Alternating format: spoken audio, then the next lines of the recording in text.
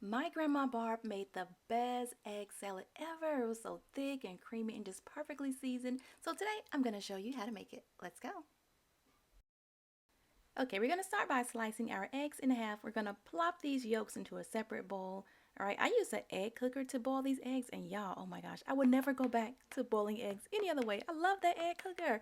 Okay, so we're going to dice our egg whites into little tiny cute little pieces, just like this right here. So when you're done, you will have a bowl of chopped up egg whites.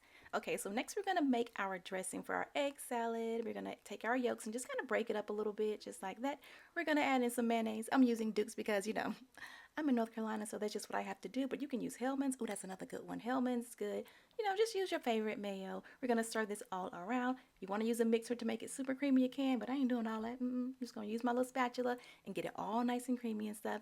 Next, we're gonna add in some dill relish, some sweet relish, and a little bit of mustard. I'm using yellow mustard.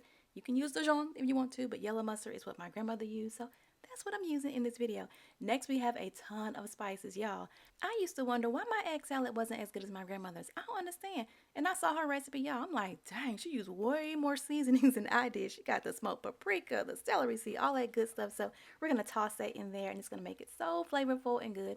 But yeah, still keep that classic egg salad taste.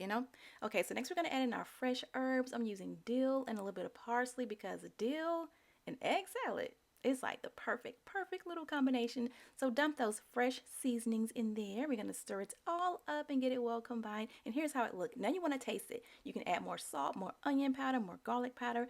Just get it tasting how you like it. Use your taste buds. Let that be your judge, okay? Next, we're going to add in our egg whites. Dump those right on in there and just stir it up until it's nice and creamy and well combined. And doing it like this separately really makes for the best texture where it's thick, but it's not, too thick. It's creamy because you don't want it too runny because then you're going to have soggy bread. Well, we don't want all that.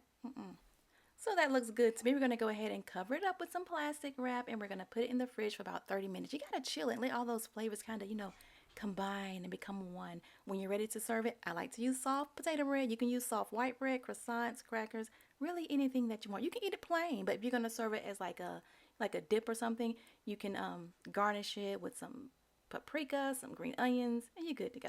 I hope you guys enjoyed this video. Thank you so much for watching. Don't forget, the recipe is free. It's always on my website, divascancook.com. Don't forget to subscribe and all that good stuff, y'all.